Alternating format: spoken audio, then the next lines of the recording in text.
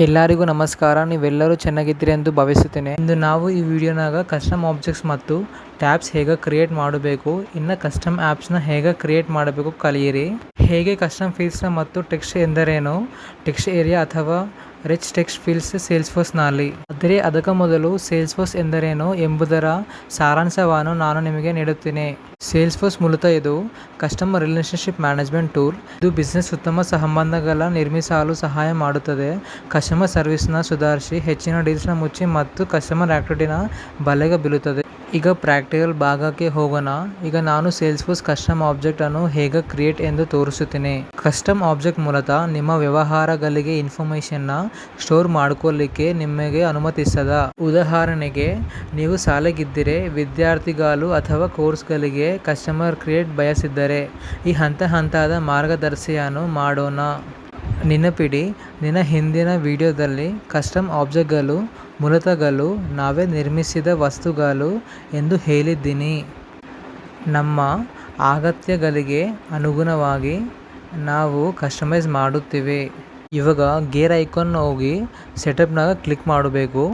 ಇವಾಗ 2 ಟ್ಯಾಬ್ಸ್ ನೋಡ್ತೀವಿ. ಒಂದು ಬಂತು ಹೋಮ್, ಇನ್ನೊಂದು ಆಬ್ಜೆಕ್ಟ್ ಮ್ಯಾನೇಜರ್. ಇವಾಗ ಲೆಫ್ಟ್ ಹ್ಯಾಂಡ್ ಮೆನುನಾಗಿದ್ದ ಆಬ್ಜೆಕ್ಟ್ ಮ್ಯಾನೇಜರ್ನ ಕ್ಲಿಕ್ ಮಾಡುತ್ತೇನೆ. ಇಲ್ಲಿ ನಾವು ಕಸ್ಟಮ್ ಆಬ್ಜೆಕ್ಟ್ಗಳನ್ನು ಕ್ರಿಯೇಟ್ ಮತ್ತು ಮ್ಯಾನೇಜ್ ಮಾಡ್ಕೊಳచ్చు.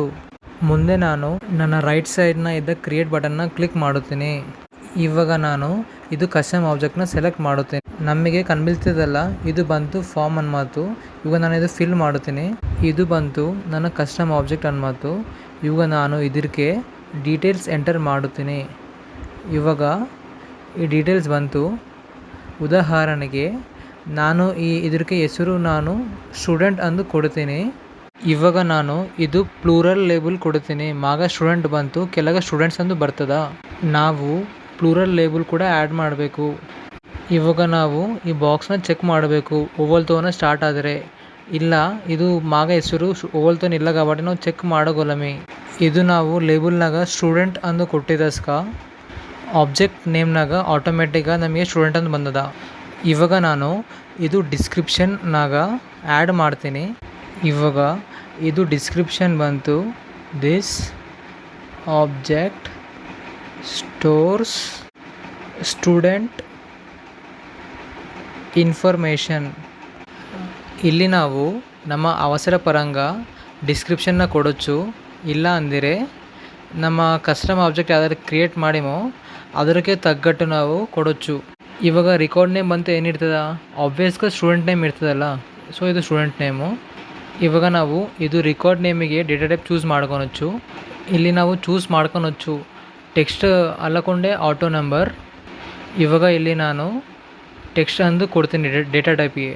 ಇಲ್ಲಿ ನಮಗೆ ಆಪ್ಷನಲ್ ಫೀಚರ್ಸ್ ಅವ ನಾವು ಚೂಸ್ ಮಾಡ್ಕೊಳ್ಲಿಕ್ಕೆ.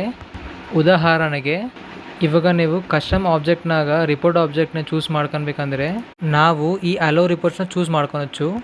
ಇದಕ್ಕಂದರೆ ಈ ಕಸ್ಟಮ್ ಆಬ್ಜೆಕ್ಟ್ನಾಗ ನಾನು ರಿಪೋರ್ಟ್ ತೋರಿಸ್ಬೇಕು ಅನ್ಕೊಂತೀನಲ್ಲ, ಅದಕ್ಕೋಸ್ಕರ ನಾನು ಇದು ಕ್ಲಿಕ್ ಮಾಡ್ತೀನಿ. ಇವಾಗ ಇದು ನಮಗೆ ಆ್ಯಕ್ಟಿವಿಟೀಸ್ ಕೂಡ ಅಲೋ ಮಾಡ್ತದ. ನನಗೆ ಟ್ರ್ಯಾಕ್ ಫೀಲ್ಡ್ ಹಿಸ್ಟ್ರಿ ಕೂಡ ಅಲೋ ಮಾಡಬೇಕು. ಇವಾಗ ನಮಗೆ ಈ ಕಸ್ಟಮ್ ಆಬ್ಜೆಕ್ಟ್ನ ಚಾಟರ್ ಗ್ರೂಪ್ನ ತೋರಿಸ್ಬೇಕಂದ್ರೆ ನಾವು ಇದನ್ನು ಕೂಡ ಚೂಸ್ ಮಾಡ್ಕೊಳచ్చు. ಇವಾಗ ನಿಮಗೆ ಲೈಸೆನ್ಸ್ ಎನೇಬಲ್ ಮಾಡಬೇಕಂದ್ರೆ ಇದನ್ನು ಕ್ಲಿಕ್ ಮಾಡೋచ్చు ನಾವು. ಇವಾಗ ನಾನು ಇವೆಲ್ಲ ಏನೇ ಇಕ್ಕುತ್ತೀನಿ. ಇವಾಗ ನೀವು ನೋಟ್ಸ್ ಮತ್ತು ಅಟ್ಯಾಚ್ಮೆಂಟ್ ರಿಲೇಟೆಡ್ ಲಿಸ್ಟ್ನ ಆ್ಯಡ್ ಮಾಡಬೇಕಂದ್ರೆ ನಾವು ಇಲ್ಲಿ ಕ್ಲಿಕ್ ಮಾಡೋచ్చు. ಇದು ನೀವು ನ್ಯೂ ಕಸ್ಟಮ್ ಆಬ್ಜೆಕ್ಟ್ಗೆ ನ್ಯೂ ಕಸ್ಟಮ್ ಟ್ಯಾಬ್ನ ಕ್ರಿಯೇಟ್ ಮಾಡಬೇಕಂದ್ರೆ ಇಲ್ಲಿ ಕ್ಲಿಕ್ ಮಾಡೋರಿ. ಮತ್ತು ಎಲ್ಲ ಡೀಟೇಲ್ಸ್ ಫಿಲ್ ಮಾಡಿದ ಮಾಕ ನಾನು ಇವಾಗ ಇಲ್ಲಿ ಕೆಳಗೆ ಕಂಡುಬೀಳ್ತಿದ್ದ ಸೇವ್ನ ಕ್ಲಿಕ್ ಮಾಡುತ್ತೀನಿ. ಸೇವ್ ಮಾಡಿದ ಮಾಕ ಇವಾಗ ನಾವು ಸ್ಟೂಡೆಂಟ್ ಹೆಸರು ಮ್ಯಾಗ ಕಸ್ಟಮ್ ಆಬ್ಜೆಕ್ಟ್ನ ಕ್ರಿಯೇಟ್ ಮಾಡಿಮಿ. ಈಗ ನಾವು 2 ಟಾಪಿಕ್ನಾಗ ಮೂವ್ ಆಗಮು, ಅದು ಬಂತು ಕಸ್ಟಮ್ ಟ್ಯಾಬ್ಸ್. ಇವಾಗ ನಾವು 2 ಟಾಪಿಕ್ನಾಗ ಮೂವ್ ಆಗಮು, ಅದು ಬಂತು ಕಸ್ಟಮ್ ಟ್ಯಾಬ್ಸ್. ಇದ್ದಾಗ ನಾವು ಕಸ್ಟಮ್ ಟ್ಯಾಬ್ಸ್ನ ಹೆಂಗೆ ಕ್ರಿಯೇಟ್ ಮಾಡಬೇಕು ನೋಡ್ತೀವಿ. ಮೂಲತಃ ಟ್ಯಾಬ್ ಯೂಸರ್ಗೆ ಸ್ಪೆಸಿಫಿಕ್ ಫೀಚರ್ಸ್ನ ಅಥವಾ ಸೇಲ್ಸ್ಫೋರ್ಸ್ನಲ್ಲಿ ಡೇಟಾನ ಈಸಿಗೆ ಆಕ್ಸೆಸ್ ಮಾಡ್ಕೊಳ್ಳಿಕ್ಕೆ ಸಹಾಯ ಮಾಡುತ್ತದೆ. ಇವಾಗ ನಾವು ಸ್ಟೂಡೆಂಟ್ ಆಬ್ಜೆಕ್ಟ್ಗೆ ಟ್ಯಾಬ್ ಕ್ರಿಯೇಟ್ ಮಾಡ್ಕೊಳಮು. ಇವಾಗ ನಾನು ಈ ಟ್ಯಾಬ್ ಸೆಕ್ಷನ್ನಾಗ ಹೋಮ್ ಬಟನ್ನ ಕ್ಲಿಕ್ ಮಾಡಿ ಸೆಟಪ್ ಮೆನುಗೆ ಹೋಗ್ತೀನಿ. ಇವಾಗ ನಾನು ಹೋಮ್ ಕ್ಲಿಕ್ ಮಾಡಿದ ಮಾಕ ಇವಾಗ ನಾನು ಈ ಕ್ವಿಕ್ ಫೈಂಡ್ ಬಾಕ್ಸ್ನಾಗ ಟ್ಯಾಬ್ಸ್ ಅಂದು ಸರ್ಚ್ ಮಾಡ್ತೀನಿ. ನಾನಿವಾಗ ಟ್ಯಾಬ್ಸ್ ಅಂದು ಕೊಡ್ತಿದ್ದೀನಿ. ಇವಾಗ ಟ್ಯಾಬ್ ಅಂದು ಟೈಪ್ ಮಾಡಿದ ಮ್ಯಾಗ ನನಗೆ ಒಂದು ಯೂಸರ್ ಇಂಟರ್ಫೇಸ್ ಅಂದು ಕಂಡುಬೀಳ್ತದಲ್ಲ. ಇವಾಗ ಈ ಯೂಸರ್ ಇಂಟರ್ಫೇಸ್ನಾಗ ಟ್ಯಾಬ್ಸ್ ಅಂದು ನೋಡ್ತಿದ್ದೀರಲ್ಲ, ಇವಾಗ ನಾವು ಈ ಟ್ಯಾಬ್ ಮ್ಯಾಗ ಕ್ಲಿಕ್ ಮಾಡಬೇಕು. ಕ್ಲಿಕ್ ಮಾಡಿದ ಮ್ಯಾಗ ನಮಗೆ ಈ ಕಸ್ಟಮ್ ಟ್ಯಾಬ್ಸ್ ಓಪನ್ ಆಗ್ತದ. ಇದು ಕಸ್ಟಮ್ ಟ್ಯಾಬ್ಸ್ನಾಗ ನಾವು ಕಸ್ಟಮ್ ಆಬ್ಜೆಕ್ಟ್ ಟ್ಯಾಬ್ಸ್ನ ಕ್ರಿಯೇಟ್ ಮಾಡచ్చు ಮತ್ತು ವೆಬ್ ಟ್ಯಾಬ್ಸ್ನ ಕ್ರಿಯೇಟ್ ಮಾಡచ్చు. ಇನ್ನು ನಾವು ವಿಜುವಲ್ ಫೋರ್ಸ್ ಟ್ಯಾಬ್ಸ್ನ ಕೂಡ ಕ್ರಿಯೇಟ್ ಮಾಡచ్చు ಮತ್ತು ನಾವು ಲೈಟ್ನಿಂಗ್ ಕಾಂಪೊನೆಂಟ್ಗೆ ಟ್ಯಾಬ್ ಕ್ರಿಯೇಟ್ ಮಾಡచ్చు, ಇಲ್ಲ ಲೈಟ್ನಿಂಗ್ ಪೇಜಸ್ಗೆ. ಇವೆಲ್ಲ ಬಂತು ಸಪರೇಟ್ ಟಾಪಿಕ್ಸ್. ಇವಾಗ ನಾವು ಕಸ್ಟಮ್ ಆಬ್ಜೆಕ್ಟ್ ಟ್ಯಾಬ್ಸ್ಗೆ ಕ್ರಿಯೇಟ್ ಮಾಡುತ್ತೀವಿ. ಅದಕ್ಕೆ ನಾನು ನ್ಯೂ ಮ್ಯಾಗ ಕ್ಲಿಕ್ ಮಾಡೀನಿ. ಇವಾಗ ಇದು ನ್ಯೂ ಕಸ್ಟಮ್ ಆಬ್ಜೆಕ್ಟ್ ಟ್ಯಾಬ್ ಸೆಕ್ಷನ್ನಾಗ ಇದು ಟ್ಯಾಬಿಗೆ ನಾವು ಯಾವ ಆಬ್ಜೆಕ್ಟ್ ಕೊಡಬೇಕು ಅದು ಸೆಲೆಕ್ಟ್ ಮಾಡಬೇಕು. ಅದಕ್ಕೆ ನಾನು ಸ್ಟೂಡೆಂಟ್ನ ಸೆಲೆಕ್ಟ್ ಮಾಡ್ತಿದ್ದೀನಿ. ಇದು ಸ್ಟೂಡೆಂಟ್ನ ನಾವು ಇಷ್ಟಕ್ಕೆ ಮೊದಲು ಕ್ರಿಯೇಟ್ ಮಾಡೀವಿ. ನೆಕ್ಸ್ಟ್ ಸೆಕ್ಷನ್ ಬಂತು ಡಿಸ್ಕ್ರಿಪ್ಷನ್. ಇದ್ದಾಗ ನಾವು ಯಾವ ಡಿಸ್ಕ್ರಿಪ್ಷನನ್ನು ಬರచ్చు. ಫಾರ್ ಎಕ್ಸಾಂಪಲ್ ಡಿಸ್ಕ್ರಿಪ್ಷನ್ ಬಂತು, this tab is for student object. Next ಇದು ಬಂತು ವಿಸಿಬಿಲಿಟಿ. ಇದಕ್ಕೆ ನಾವು ಅಂದರೆ ಯಾರ್ಯಾರಿಗೆ ತೋರಿಸ್ಬೇಕು ಅಂದು ಸೆಲೆಕ್ಟ್ ಮಾಡಬೇಕು. ಅದಕ್ಕೆ ನಾನು ಡಿಫಾಲ್ಟ್ ಒನ್ ಅಂದು ಸೆಲೆಕ್ಟ್ ಮಾಡುತ್ತೀನಿ. ಮಾಡಿದ ಮ್ಯಾಗ ಕೆಳಗೆ ಬಂದು ನೆಕ್ಸ್ಟ್ ಅಂದು ಕ್ಲಿಕ್ ಮಾಡೀನಿ ಮತ್ತು ನೆಕ್ಸ್ಟ್ ಪೇಜ್ನಾಗ ಸೇವ್ ಅಂದು ಕ್ಲಿಕ್ ಮಾಡಬೇಕು. ಗ್ರೇಟ್, ನಾವು ಕಸ್ಟಮ್ ಆಬ್ಜೆಕ್ಟ್ ಸ್ಟೂಡೆಂಟಿಗೆ ಕಸ್ಟಮ್ ಟ್ಯಾಬ್ನ ಕ್ರಿಯೇಟ್ ಮಾಡೀವಿ. ಇವಾಗ ಇದು ಕಸ್ಟಮ್ ಆಬ್ಜೆಕ್ಟ್ ಸೇಲ್ಸ್ ಫೋರ್ಸ್ ಆರ್ಗ್ನ ಕಂಡುಬೀಳ್ತದ. ಅದಕ್ಕೆ ನಾವು ಇಲ್ಲಿ ಮಾಕ ಬಂದು ರಿಫ್ರೆಶ್ ಮಾಡಬೇಕು. ನಂತರ ನಾವು ಇಲ್ಲಿ ಮಾಗ ಮೂರದ್ದು ಕಂಡುಬೀಳ್ತಲ್ಲ ಅದನ್ನು ಸ್ಕ್ರೋಲ್ ಡೌನ್ ಮಾಡಿದ ಮ್ಯಾಗ ಕೆಳಗೆ ನಮ್ಮ ಕಸ್ಟಮ್ ಆಬ್ಜೆಕ್ಟ್ ಇರ್ತದ, ಅದು ಬಂತು ಸ್ಟೂಡೆಂಟ್. ಇಲ್ಲಿ ನೋಡ್ರಿ, ಈ ವಿಧಾನನಾಗ ಕಸ್ಟಮ್ ಆಬ್ಜೆಕ್ಟ್ಸ್ತನ್ನ ನಾವು ಕಸ್ಟಮ್ ಟ್ಯಾಬ್ಸ್ನ ಕ್ರಿಯೇಟ್ ಮಾಡೀವಿ ಮತ್ತು ಈ ಸ್ಟೂಡೆಂಟ್ಸ್ ಟ್ಯಾಬ್ ಇಲ್ಲಿ ತೋರಿಸ್ತದ. ಮತ್ತು ನಾವು ಕಸ್ಟಮ್ ಆ್ಯಪ್ಸ್ ಅಂದರೆ ಏನು ಡಿಸ್ಕಸ್ ಮಾಡಮ. ಇವಾಗ ಬೇಸಿಕಲ್గా ಈ ಕಸ್ಟಮ್ ಆ್ಯಪ್ಸ್ ಬಂತು ಕಲೆಕ್ಷನ್ ಆಫ್ ಆಬ್ಜೆಕ್ಟ್ಸ್ ಮತ್ತು ಅದರ್ ಫಂಕ್ಷನಾಲಿಟೀಸ್ ಅಥವಾ ಸ್ಪೆಸಿಫಿಕ್ ಬಿಸ್ನೆಸ್ ಪ್ರಾಸೆಸ್. ಇದು ಸೇಲ್ಸ್ ಫೋರ್ಸ್ ಫೀಚರ್ಸ್ನ ಆರ್ಗನೈಸ್ ಮತ್ತು ಆಕ್ಸೆಸ್ ಮಾಡ್ಕೋಲಿಕ್ಕೆ ಅಲೋ ಮಾಡ್ತದ. ಅದು ಬೆಸ್ಟ್ ವರ್ಕ್ಫ್ಲೋಗೆ ಸೂಟ್ ಆದಪ್ಲೆ. ಅದರಿಂದ ಸೇಲ್ಸ್ ಫೋರ್ಸ್ ಆರ್ಗ್ನಾಗ ನೀವು ಯಾವುದೇ ಆ್ಯಪ್ಸ್ ಮತ್ತು ಫಂಕ್ಷನಾಲಿಟೀಸ್ನ ಆ್ಯಡ್ ಮಾಡಬೇಕಂದ್ರೆ ಅವಾಗ ನೀವು ಕಸ್ಟಮ್ ಆ್ಯಪ್ಸನ್ನು ತಂದುಕೊಳచ్చు. ಇದು ನಿಮಗೆ ಸೇಲ್ಸ್ ಫೋರ್ಸ್ ಆರ್ಗ್ನಾಗ ತೋರಿಸ್ಬೇಕಂದ್ರೆ ಮತ್ತೆ ನಾನು ಲೆಫ್ಟ್ ಸೈಡ್ನ ಇದ್ದ ಗೇರ್ ಐಕಾನ್ನ ಕ್ಲಿಕ್ ಮಾಡಿ ಸೆಟಪ್ ಹೋಗಿ ಮತ್ತು ಕ್ವಿಕ್ ಫೈಂಡ್ ಬಾಕ್ಸ್ನಾಗ ನಾವು ಬರచ్చు. ಇದು ಕ್ವಿಕ್ ಫೈಂಡ್ ಬಾಕ್ಸ್ನಾಗ ನಾನು ಆ್ಯಪ್ ಮ್ಯಾನೇಜರ್ ಅಂದು ಬರ್ತಿದ್ದೀನಿ. ಇವಾಗ ಈ ಆ್ಯಪ್ ಮ್ಯಾನೇಜರ್ ನಮಗೆ ಇಲ್ಲಿ ಡಿಸ್ಪ್ಲೇ ಆಗ್ತದ, ಅದನ್ನು ಕ್ಲಿಕ್ ಮಾಡಬೇಕು. ಇವಾಗ ಇಲ್ಲಿದ್ದ ನಾವು ಒಂದು ಹೊಸ ಕಸ್ಟಮ್ ಆಬ್ಜೆಕ್ಟ್ನ ಕ್ರಿಯೇಟ್ ಮಾಡచ్చు. ಫಾರ್ ಎಕ್ಸಾಂಪಲ್ ನೀವು ನ್ಯೂ ಲೈಟ್ನಿಂಗ್ ಆ್ಯಪ್ ಕ್ರಿಯೇಟ್ ಮಾಡಬೇಕಂದ್ರೆ ಅಥವಾ ನ್ಯೂ ಕನೆಕ್ಟೆಡ್ ಆ್ಯಪ್ನ ಕ್ರಿಯೇಟ್ ಮಾಡಬೇಕಂದ್ರೆ ಇಲ್ಲಿ ಕ್ಲಿಕ್ ಮಾಡచ్చు. ನಿಮಗೆ ಯಾವುದು ಅವಸರ ಬೀಳ್ತದೋ ಅದನ್ನು ಕ್ಲಿಕ್ ಮಾಡచ్చు. ಇವಾಗ ನಾನು ನ್ಯೂ ಲೈಟ್ನಿಂಗ್ ಆ್ಯಪ್ನ ಕ್ಲಿಕ್ ಮಾಡೀನಿ. ಇವಾಗ ನಾವು ಈ ಫಾರ್ಮ್ನ ಫಿಲಪ್ ಮಾಡಬೇಕು. ಫಾರ್ ಎಕ್ಸಾಂಪಲ್ ಬಂತು ಆ್ಯಪ್ ನೇಮ್. ಈ ಆ್ಯಪ್ ನೇಮ್ ಬಂತು ಸ್ಕೂಲ್ ಮ್ಯಾನೇಜ್ಮೆಂಟ್ ಆ್ಯಪ್. ಇವಾಗ ಇದ್ರ ಕೆಳಗೆ ಡೆವಲಪರ್ ನೇಮ್ ಅನ್ನೋದಲ್ಲ, ಇದು ಬಂತು ಆಟೋಮೆಟಿಕ್గా ಫಿಲ್ ಆಗ್ತದ ಅನ್ನೋ ಮಾತು. ಮತ್ತು ಡಿಸ್ಕ್ರಿಪ್ಷನ್ ಬರచ్చు ಅಥವಾ ಇಮೇಜ್ನ ಆ್ಯಡ್ ಮಾಡచ్చు ಮತ್ತು ಯಾವ ಕಲರ್ ಕೊಡಬೇಕಂದ್ರೆ ಕೊಡೋచ్చు ಇಲ್ಲಿ. ಮತ್ತು ನೆಕ್ಸ್ಟ್ ಅಂದು ಕ್ಲಿಕ್ ಮಾಡೀನಿ. ಇವಾಗ ನಾವು ಇಲ್ಲಿ ಡಿಫ್ರೆಂಟ್ ಆಪ್ಷನ್ಸ್ನ ನಾವು ಚೂಸ್ ಮಾಡ್ಕೊಳచ్చు. ನಮಗೆ ಸ್ಟ್ಯಾಂಡರ್ಡ್ ನ್ಯಾವಿಗೇಷನ್ ಅಥವಾ ಕನ್ಸೋಲ್ ನ್ಯಾವಿಗೇಷನ್, ಇದು ನಾವು ಡೆಸ್ಕ್ಟಾಪ್ ಮತ್ತು ಫೋನ್ಗೆ ಹೆಂಗೆ ಬೇಕೋ ಹಂಗೆ ಚೂಸ್ ಮಾಡ್ಕೊಳచ్చు. ಈ ಆ್ಯಪ್ ಬಂತು ಡೆಸ್ಕ್ಟಾಪ್ ಮತ್ತು ಫೋನ್ಗೆ ಸಪೋರ್ಟ್ ಆಗ್ತದ, ಇಲ್ಲ ಅಂದರೆ ಡೆಸ್ಕ್ಟಾಪ್ ಮತ್ತು ಫೋನ್. ಇವಾಗ ಸೆಟಪ್ ಎಕ್ಸ್ಪೀರಿಯನ್ಸ್ ಆಗ ನೀವು ಅಲ್ಲೋ ಕೊಡಬೇಕಂದ್ರೆ ಅಲ್ಲೋ ಕೊಡೋచ్చు ಅಥವಾ ಸೆಟಪ್ನ ಕೊಡೋచ్చు ಅಥವಾ ಸರ್ವಿಸ್ ಸೆಟಪ್ನ ಕೊಡೋచ్చు ಮತ್ತು ಡೇಟಾ ಕ್ಲೌಡ್ ಸೆಟಪ್ನ ಕೊಡೋచ్చు. ಇವಾಗ ನೀವು ಆ್ಯಡ್ ಪರ್ಸನಲೈಸೇಷನ್ ಸೆಟ್ಟಿಂಗ್ಸ್ನಾಗ ಡಿಸೇಬಲ್ ಮಾಡ್ಕೊಳచ్చు, ಎನೇಬಲ್ ಮಾಡ್ಕೊಳచ్చు, ಇಲ್ಲಾಂದರೆ ಯೂಸ್ ಓಮ್ನಿ ಚಾನಲ್ನ ಕೂಡ ಸೆಟಪ್ ಮಾಡ್ಕೊಳచ్చు. ನಾನು ಏನು ಮಾಡೋಕೊಂಡ ನೆಕ್ಸ್ಟ್ ಕ್ಲಿಕ್ ಮಾಡೀನಿ. ಮತ್ತು ನೀವು ಇಲ್ಲಿ ಆ್ಯಡ್ ಯುಟಿಲಿಟಿ ಐಟಮ್ ಅದಲ್ಲ, ಇದಕ್ಕೆ ಫಾರ್ ಎಕ್ಸಾಂಪಲ್ ಇವಾಗ ನೀವು ಈ ಬಾಟಮ್ ಆಫ್ ದ ಅಪ್ಲಿಕೇಶನಾಗ ಏನಾರ ತೋರಿಸ್ಬೇಕಂದ್ರೆ ನೀವು ಇಲ್ಲದ ಎಡಿಟ್ ಮಾಡ್ಕೊಳచ్చు. ಇದ್ದಾಗ Omni channel, report chart, rich text, report chart ಇವು ಯಾವನ್ನೇ ಆ್ಯಡ್ ಮಾಡ್ಕೊಳచ్చు. ಇವೆಲ್ಲ ಈ ಬಾಟಮ್ ಆಫ್ ದ ಅಪ್ಲಿಕೇಶನಾಗ ಆ್ಯಡ್ ಮಾಡಬೇಕಂದ್ರೆ ಇಲ್ಲಿ ನಾವು ಚೂಸ್ ಮಾಡ್ಕೊಳచ్చు ಅಥವಾ ಇದು ಡಿಫಾಲ್ಟ್ ಇಕ್ತೀನಿ. ನೆಕ್ಸ್ಟ್ ಮತ್ತು ಯಾವ ಕಸ್ಟಮ್ ಆಬ್ಜೆಕ್ಟ್ನ ನಿಮ್ಮ ಆ್ಯಪ್ನ ತೋರಿಸ್ಬೇಕಂತಿದ್ದೀರೋ ಅದಕ್ಕೆ ನಾನು ಇಲ್ಲಿ ಸ್ಟೂಡೆಂಟ್ನ ಕ್ರಿಯೇಟ್ ಮಾಡಿದಸ್ಕ ಇಲ್ಲಿ ನಾನು ಸ್ಟೂಡೆಂಟ್ ಅನ್ನು ಕೊಡ್ತಿದ್ದೀನಿ. ಕೊಟ್ಟ ಮಾಕ ಈ ರೈಟ್ ಸೈಡ್ ಆರೋನ ಕ್ಲಿಕ್ ಮಾಡೀನಿ. ಈ ಆರೋ ಬಂತು ಆ್ಯಡ್ ಅಂದಪ್ಲೆ ಇವಾಗ ಇದು ಸೆಲೆಕ್ಟೆಡ್ ಐಟಮ್ಸ್ನಾಗ ಸ್ಟೂಡೆಂಟ್ ಆಬ್ಜೆಕ್ಟ್ ಬಂದದ. ನೆಕ್ಸ್ಟ್ ಬಂತು ಇದು ಅವೈಲೇಬಲ್ ಐಟಮ್ಸ್ನಾಗ ಅಕೌಂಟ್ ಅಂತ ಟೈಪ್ ಮಾಡೀನಿ. ಈ ಅಕೌಂಟ್ಸ್ನ ಸೆಲೆಕ್ಟೆಡ್ ಐಟಮ್ಸ್ನ ಆ್ಯಡ್ ಮಾಡೀನಿ ಮತ್ತು ನಾನು ಕಾಂಟ್ಯಾಕ್ಟ್ಸ್ ಆಬ್ಜೆಕ್ಟ್ ಕೂಡ ಆ್ಯಡ್ ಮಾಡಬೇಕು. ಸೊ ಅದಕ್ಕೆ ನಾನು ಈ ಅವೈಲೇಬಲ್ ಐಟಮ್ಸ್ನಾಗ ಕಾಂಟ್ಯಾಕ್ಟ್ಸ್ ಅಂತ ಸೆಲೆಕ್ಟ್ ಮಾಡಿ ಪಕ್ಕೆ ಆ್ಯಡ್ ಮಾಡ್ತಿದ್ದೀನಿ. ಇವಾಗ ನೆಕ್ಸ್ಟ್ ಕ್ಲಿಕ್ ಮಾಡೀನಿ. ಇವಾಗ ನೀವು ಸರ್ಟನ್ ಪ್ರೊಫೈಲ್ನ ಚೂಸ್ ಮಾಡ್ಕೊಬೇಕಂದ್ರೆ ನೀವು ಇಲ್ಲಿ ಚೂಸ್ ಮಾಡ್ಕೊಳచ్చు. ಫಾರ್ ಎಕ್ಸಾಂಪಲ್ ನನಗೆ ಸಿಸ್ಟಮ್ ಅಡ್ಮಿನಿಸ್ಟ್ರೇಷನ್ ಬೇಕು. ಸೊ ನಾನು ಸಿಸ್ಟಮ್ ಅಡ್ಮಿನಿಸ್ಟ್ರೇಷನ್ ಸರ್ಚ್ ಮಾಡಿ ಸೆಲೆಕ್ಟ್ ಮಾಡ್ತೀನಿ. ಇದರಿಂದ ನೀವು ಈ ಸೆಲೆಕ್ಟೆಡ್ ಪ್ರೊಫೈಲ್ಸ್ನಾಗ ಸಿಸ್ಟಮ್ ಅಡ್ಮಿನಿಸ್ಟ್ರೇಷನ್ ಅಂತ ಕಂಡುಬೀಳ್ತಿದಲ್ಲ, ಅದರಿಂದ ಸೇವ್ ಆ್ಯಂಡ್ ಫಿನಿಶ್ನ ಸೆಲೆಕ್ಟ್ ಮಾಡೀನಿ. ಅದರಿಂದ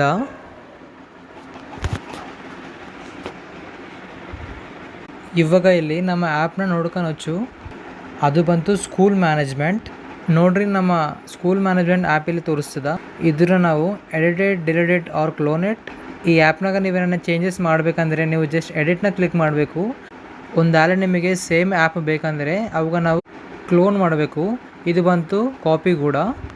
ಇದು ಸ್ಕೂಲ್ ಮ್ಯಾನೇಜ್ಮೆಂಟ್ ಆ್ಯಪ್ನಾಗ ನಮಗೆ ಅಕೌಂಟ್ ಆಬ್ಜೆಕ್ಟ್ ಅದ, ಕಾಂಟ್ಯಾಕ್ಟ್ ಆಬ್ಜೆಕ್ಟ್ ಅದ, ಇನ್ನು ಸ್ಕೂಲ್ ಮ್ಯಾನೇಜ್ಮೆಂಟ್ ಸಂಬಂಧಿಸಿನ ಅದರ್ ಟೂಲ್ಸ್ ಕೂಡ ಇರ್ತಾವ. ಇವಾಗ ಯೂಸರ್ಸ್ ಇದನ್ನ ಲಾಂಚ್ ಮಾಡ್ಕೊಳచ్చు. ಆ್ಯಪ್ ಲಾಂಚರ್ಗೆ ಹೋಗಿ ಒಂದು ವೇಳೆ ನೀವು ಆ್ಯಪ್ ಲಾಂಚರ್ ಹೋಗ್ಬೇಕಂದ್ರೆ ಅದು ಬಂತು ಇದು ರೈಟ್ ಸೈಡ್ ಅಪ್ಪರ್ ಕಾರ್ನರ್ನಾಗ 9 ಡಾಟ್ಸ್ ಅದಲ್ಲ, ಅದು ಬಂತು ಆ್ಯಪ್ ಲಾಂಚರ್. ಇವಾಗ ಇದು ಆ್ಯಪ್ ಲಾಂಚರ್ನಾಗ ಆ ಸರ್ಚ್ ಬಾಕ್ಸ್ನಾಗ ನಾನು ಸ್ಕೂಲ್ ಮ್ಯಾನೇಜ್ಮೆಂಟ್ ಅಂತ ಸರ್ಚ್ ಮಾಡೀನಿ. ಇವಾಗ ಅದನ್ನ ಕ್ಲಿಕ್ ಮಾಡೀನಿ.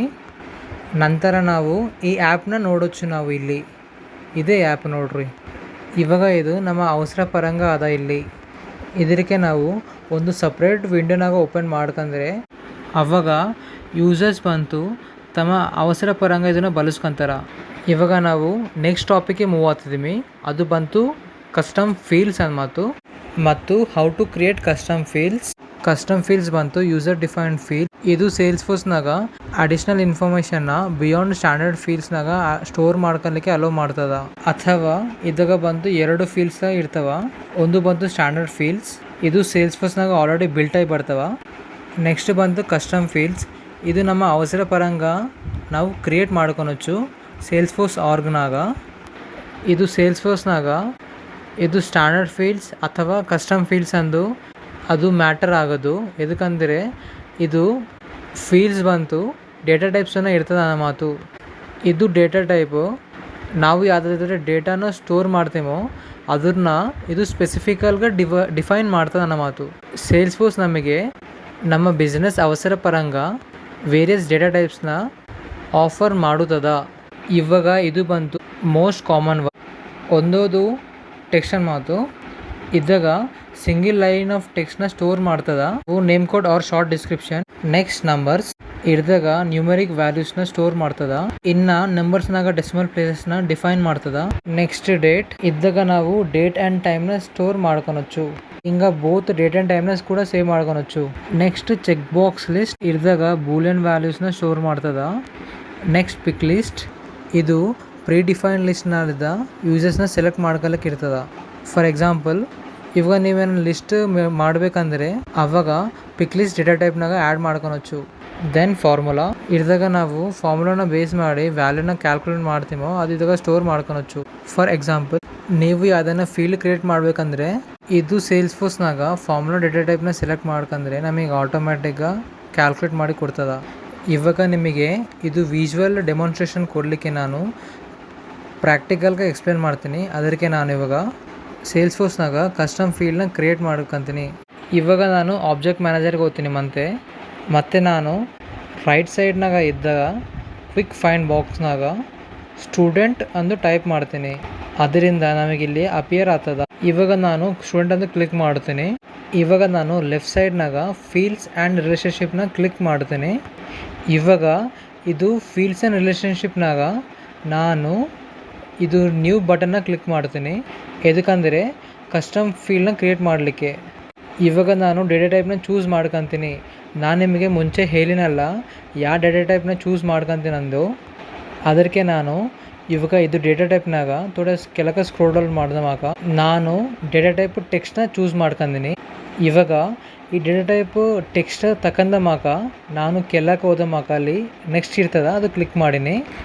ಇವಾಗ ನನಗೆ ನನ್ನ ಆಬ್ಜೆಕ್ಟ್ನಾಗ ನನಗೆ ಬೇಸಿಕಲ್గా ಸ್ಟೂಡೆಂಟ್ ಐ ಡಿ ಬೇಕು. ಅದಕ್ಕೆ ನಾನು ಈ ಫೀಲ್ಡ್ ಲೇಬಲ್ನಾಗ ಸ್ಟೂಡೆಂಟ್ ಐ ಡಿ ಅಂದು ಬರ್ತೀನಿ. ಇದರಿಂದ ನಾನು ಲೆಂತ್ನ ಸೆಲೆಕ್ಟ್ ಮಾಡಬೇಕು. ಇದು ಸ್ಟೂಡೆಂಟ್ ಐ ಡಿಗೆ ಮ್ಯಾಕ್ಸಿಮಮ್ ಲೆಂತ್ ಎಷ್ಟು ಇರ್ತದೆ ಅನ್ಕೊಂತಿದ್ರಿ? ಫಾರ್ ಎಕ್ಸಾಂಪಲ್ಗೆ ನಾನು ಇದ್ರಿಗೆ ಲೆಂತ್ಗೆ 20 ತಗೊಂತಿದ್ದೀನಿ. ಎದಕ್ಕಂದರೆ ಇದು ಐ ಡಿ కాబట్టి. ಅದರಿಂದ ಇನ್ನು ಯಾವ ಮುಟ್ಟకుండా ಡೈರೆಕ್ಟ್ ನೆಕ್ಸ್ಟ್ ಅಂದು ಕ್ಲಿಕ್ ಮಾಡಬೇಕು. ಇವಾಗ ನಾವು ಫೀಲ್ಡ್ ಲೆವೆಲ್ ಸೆಕ್ಯೂರಿಟಿನ ಕೂಡ ಸೆಟ್ ಮಾಡ್ಕೊಬೇಕು, ಅಂದರೆ ಯಾರ್ಯಾರು ನೋಡಬೇಕಂದು. ಮತ್ತು ನೆಕ್ಸ್ಟ್ ಕ್ಲಿಕ್ ಮಾಡಬೇಕು. ಇವಾಗ ನಮಗೆ ಇದು ಫೀಲ್ಡ್ ಸ್ಟೂಡೆಂಟ್ ಲೇಔಟ್ ಆಗೋದಲ್ಲ, ಅದು ಪೇಜ್ ಲೇಔಟ್ಗೆ ಆಡಬೇಕಂದ್ರೆ ಇಲ್ಲಿ ಕ್ಲಿಕ್ ಮಾಡಬೇಕು, ಇಲ್ಲಾಂದರೆ ಇಲ್ಲ. ಒಂದಾರೆ ನಿಮಗೆ ಬಾಡ ಅಂದ್ಕಂದ್ರೆ ಅದು ಕ್ಲಿಕ್ನ ತೆಗೆದಾಕಬೇಕು.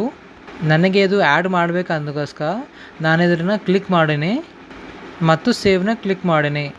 ಮತ್ತು ನಾವು ನ್ಯೂ ಕಸ್ಟಮ್ ಫೀಲ್ಡ್ನ ನ್ಯೂ ಕಸ್ಟಮ್ ಆಬ್ಜೆಕ್ಟ್ನಾಗ ಕ್ರಿಯೇಟ್ ಮಾಡೀನಿ. ನೀವು ಮತ್ತೆ ಕಸ್ಟಮ್ ಆಬ್ಜೆಕ್ಟ್ನಾಗ ಹೋಗ್ಬೇಕಂದ್ರೆ ಅಲ್ಲಿ ಮ್ಯಾಗ ಇದ್ದ ಮೋರ್ನ ಕ್ಲಿಕ್ ಮಾಡಿ ಅದ್ರ ಕೆಳಗೆ ಇದ್ದ ಸ್ಟೂಡೆಂಟ್ನ ಕ್ಲಿಕ್ ಮಾಡಬೇಕು. ಇವಾಗ ನಾವು ಹಿಡಿದಾಗ ನ್ಯೂ ರೆಕಾರ್ಡ್ನ ಕ್ರಿಯೇಟ್ ಮಾಡಬೇಕು. ಮತ್ತು ನಾವು ಇಲ್ಲಿ ಸ್ಟೂಡೆಂಟ್ ನೇಮ್ ನೋಡ್ತಿದ್ದೀವಿ, ಸ್ಟೂಡೆಂಟ್ ಐ ಡಿ ಕೂಡ ಅದ. ಇದು ಸ್ಟೂಡೆಂಟ್ ಐ ಡಿ ನಾವು ಇಷ್ಟಕ್ಕೆ ಮೊದಲು ಕ್ರಿಯೇಟ್ ಮಾಡಿಮಲ್ಲ. ಇದು ಸ್ಟೂಡೆಂಟ್ ನೇಮ್ ಬಂತು ಸ್ಟ್ಯಾಂಡರ್ಡ್ ಫೀಲ್ಡ್, ಮತ್ತು ಸ್ಟೂಡೆಂಟ್ ಐ ಡಿ ನಾವು ಕ್ರಿಯೇಟ್ ಮಾಡ್ಕೊಂಡಿಮಲ್ಲ ನಮ್ಮ ಸ್ವಂತಂಗ. ಇವಾಗ ನಾನು ಸ್ಟೂಡೆಂಟ್ ನೇಮ್ ಕೊಡ್ತಿದ್ದೀನಿ, ಅದು ಬಂತು CRS Info Solutions ಮತ್ತು ಐ ಡಿ ಬಂತು 438824 ಆ್ಯಂಡ್ ಸೇವ್. ಇವಾಗ ಇದು ರೆಕಾರ್ಡ್ ಸೇವ್ ಆಯ್ದ. ನಾವು ಕ್ರಿಯೇಟ್ ಮಾಡಿದ ಕಸ್ಟಮ್ ಆಬ್ಜೆಕ್ಟ್ ಬಂತು ಸ್ಟೂಡೆಂಟ್. ಈ ದಿನಕ್ಕೆ ಬಂತು ಇಷ್ಟೇ. ನಿಮಗೆ ಈ ವಿಡಿಯೋ ನಚ್ಚಿದರೆ ಸಬ್ಸ್ಕ್ರೈಬ್ ಮಾಡೋಕೊಂಡು ಮರಿಬೇಡ್ರಿ, ಮತ್ತು ಈ ವಿಡಿಯೋನ ಲೈಕ್ ಮಾಡಿರಿ. Thanks for watching. ಬಾಯ್.